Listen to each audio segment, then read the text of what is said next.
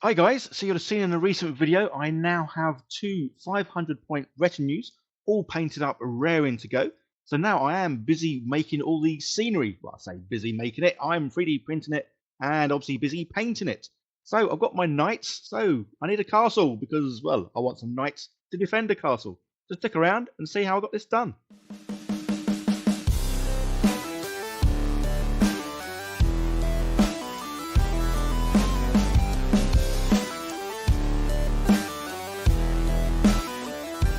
So when it comes to all the scenery, terrain bits, I'm kind of keeping everything sort of the same. So that's why I'm getting everything from printable scenery, and I've got hold of their King and Country campaign. You'll have seen me use some of the stuff in a recent video, but yeah, there's an absolute ton of stuff in this, which is great because it's all around the same sort of period. Well, I think this is about 100 years before. A lot of this stuff is Norman sort of looking, but that still fits in very well with the 13th century because obviously this is prior to what I'm doing. So yeah, castle walls or Norman fort walls. As you can see, again, everything they do a ruined version, which I absolutely love. So you can sort of mix and match it all together. But I'm going for the non-ruined version first. And yeah, these some sort of nice castle walls, something to defend. As I do like the idea of having one person defend the castle and then two or three other retinues attacking said castle. So downloaded the files, and yeah, as always, this little printer, the Halo X1, has been it's been working non-stop for the last 2-3 weeks as I've printed a ton of stuff off. So in this video, I kind of wanted to show the fact that obviously the stuff I get from printable scenery, it is kind of made for both resin and filament printers. So it comes without supports, but it comes in a way that it can be printed standing upright. Obviously, great for filament printers, but not resin ones. So the resin one, we do need to add supports. And I'll have to admit, so this is where in the past, if I did have any failures at all with resin printing, it's because of, it's because of the supports that I put in. But things have changed a lot since I started using 3D printers 4 or 5 years ago. And the supports now are absolutely awesome and easy to use. As you can see, I'm just angling everything. It's all a bit less than 45 degrees. And you can go in, manually do the supports if you like. But if you know me, I'm a plug and play kind of guy. I don't want to be messing about. I want a computer to be able to do everything for me because, well, that's the way life's going now with technology. So yeah, I want to click a couple of buttons, which is all I've done here. And this is going to do the supports for me. I've done this in the past quite a lot and never had any failures whatsoever. So this obviously knows what it's doing. So this software is for the Halo X1. As you can see, even like the picture there is of the release plate for the Halo X1. So there it is. It is as a case of moving them about because obviously if it's in the red means it's outside the build area. So all we need to do is sort of move that a little bit. But the good thing is here is you can overlap bits. So obviously the platforms they're on, doesn't matter if I move one over the other. That's not going to cause any issues at all. And you can have, obviously this top bit is leaning over the bottom bit. But again, that's fine because the way it prints each layer, it'll sort itself out. So yeah, easy to use software for the Halo X1 as well, which makes makes my life so much easier. And say being able to add supports by clicking a couple of buttons, letting the thing go for a couple of hours, and then bosh, here we go. Everything's come out perfectly. Obviously, a couple of things I do like about this, well, several things I like about this. A little tray just slides into the resin vat there, and you'll see me talk about this lots. But the flappy paddles. So as you can see, yeah, I'm not wearing gloves. I know people can say you need to wear gloves regardless. But if I'm not touching resin, I don't need to wear gloves. As you can see, flappy paddles, give them a little sort of flick backwards and forwards. All the prints fall off. Bish bash bosh. I've not touched any resin. Didn't put gloves on. So and there we go. So yeah, love the flappy paddles. I think that's such a neat idea. Again, anything that makes things a little bit easier, yeah, is a win in my books. So yeah, things printed out perfectly. Yeah, primed in black because obviously we're going to do some dry brushing in a minute. It's printed perfectly. Say supports, yeah, sort itself out pretty well. So obviously I need a few bits. So I've got two of these bad boys. I've got the center bit with the little sort of little drawbridge. I think this is almost, and I mean this in the nicest way. This is like the back entrance into this castle. There is a front entrance, which is bigger, grander, and a big drawbridge. And I probably will be printing that out at some stage as well because I'm a big kid. So even if I'm building bits that I'm not necessarily going to play with in the game. I just love the look of this because obviously I love knights, I love castles. So yeah, so that's why I'm doing a big castle. So rather than dry brush in white, I'm going to dry brush in this. It looks more blue on the screen. I'll have to admit it is grayer. Trust me, it's grayer than it looks here. Not too sure why. I mean, the problem is, obviously, it's been quite sunny here in the UK, and I've been out in the garden a lot. So as you can see, I've got a bit of a tanned. Well, I'm tanned, so my hands are probably a bit browner than they normally are, and I'm not sure if my camera's adjusting for my skin or not. But yeah, some of the colours they're not looking quite how they should look. Again, guys, I don't have any fancy stuff. I'm using a phone that's probably about 9, 10 years old to film on. It's the same phone I've been using to film all the videos for my channel for the past, 5 years. So again, yeah, guys, if you want to get into making YouTube videos and all the rest of it, don't feel like you need to have expensive gear. I've got an overhead light, and there is a video somewhere showing my little setup. But literally, I've got one light overhead, and I've got my camera on a sort of like an arm thingy, and that's it. As you can see, though, I've got a new desk. Unfortunately, this desk isn't as sturdy as the old desk, which is why sometimes when I get a bit vigorous on the desk, who are madam, yeah, things start to shake. So as you can see, yeah, if I'm shaking, the desk is shaking. So apologies for that. I need to screw the desk into the wall or something.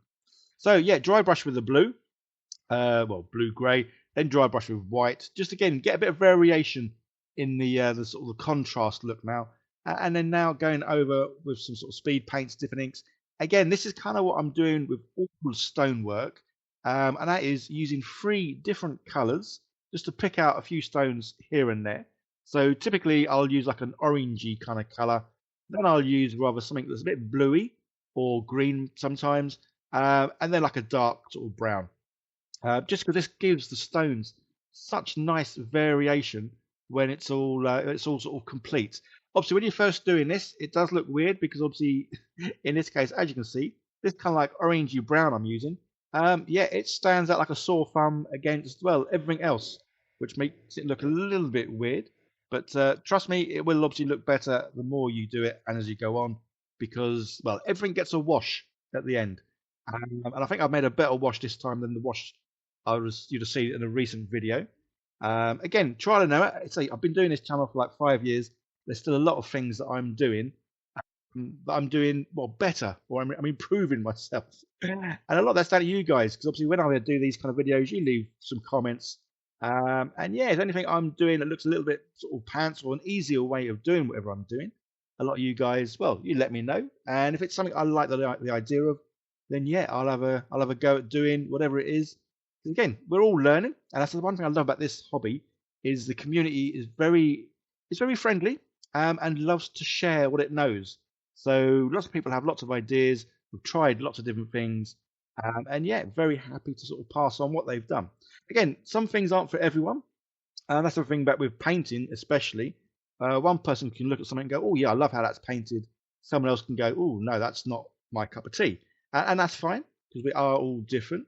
So again, whenever I'm doing my painting here, these aren't really they are kind of like tips and tricks in a kind of a way because some people may not have seen what I've done or what I'm doing. Anyway, I'm waffling now. Let's get back to this. So the blue that I've used on the side, this one definitely is more of a blue.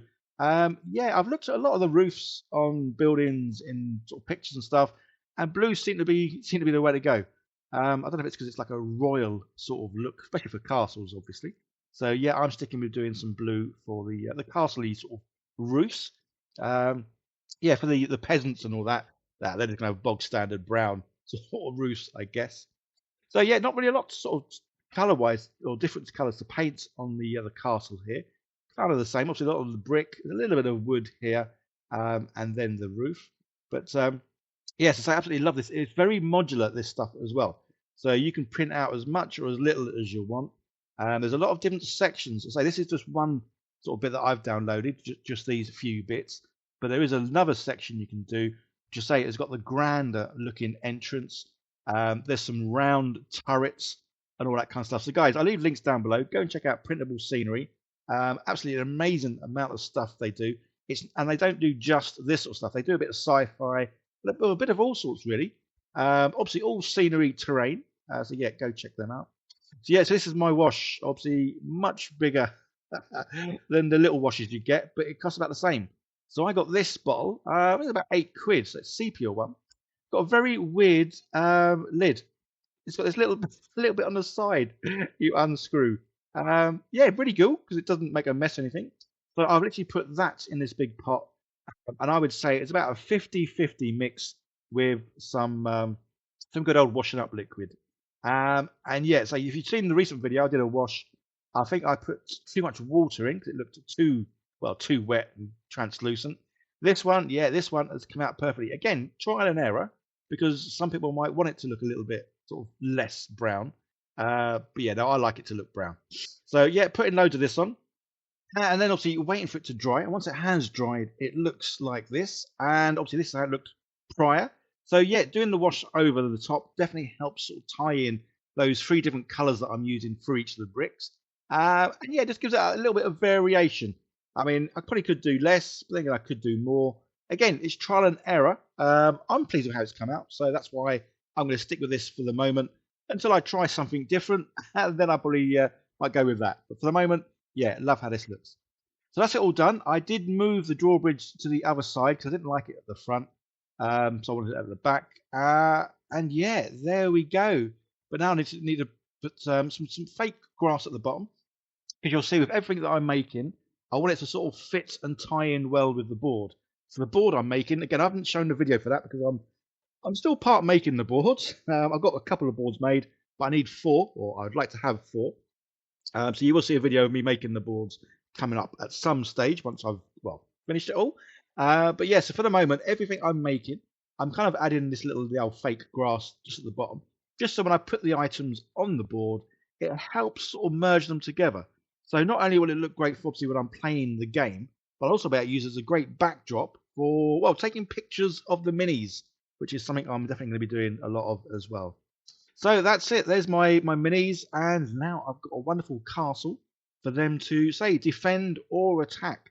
So absolutely love how these have come out. Printed really well on the Halo X1, and I say the pre-support system on that machine is just awesome.